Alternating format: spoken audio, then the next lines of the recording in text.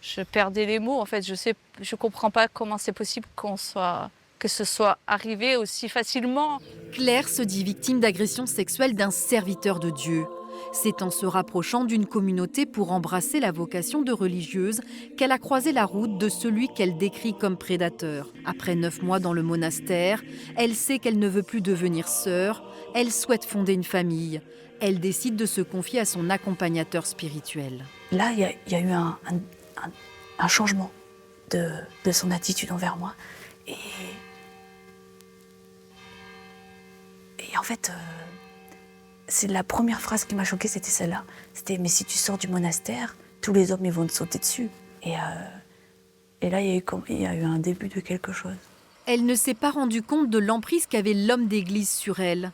Elle est restée confiante, jusqu'à la première agression. Elle lui téléphone pour lui parler de ses angoisses.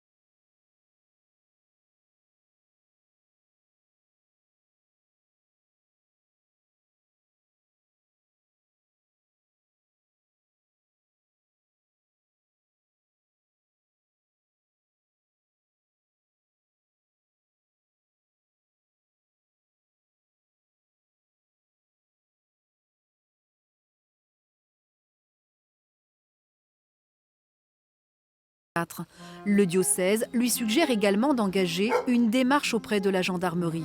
À partir du moment où j'ai commencé à porter plainte, à l'époque, je marchais encore avec une canne suite à mon accident de voiture. Et à partir du moment où j'ai porté plainte, il y a quelque chose qui s'est axé en moi, qui s'est redressé. Et j'ai plus besoin de ma canne, en fait. C'était flagrant, en fait. Et du coup, l'intérêt de la parole, il est beaucoup plus large que je l'imaginais. J'ai appris à dissocier l'homme de Dieu et Dieu. Parce que j'avais du mal à prier, j'avais eu des difficultés à retourner à la messe, à retourner me confesser. J'ai retrouvé la foi pure que j'avais avant. Le diocèse a engagé une procédure canonique fondée sur ses propres règles et tribunaux. Dès le signalement, le religieux a été mis à l'écart de toute mission. Il peut encore s'écouler des années avant la tenue d'un procès. Pour Claire, le chemin de guérison avance lentement. La blessure est là et elle sera là tant qu'il n'y aura pas en face une réaction de la justice, une réaction de la personne concernée. Ça reste ouvert tant que c'est en cours, quoi. Ça, ouais.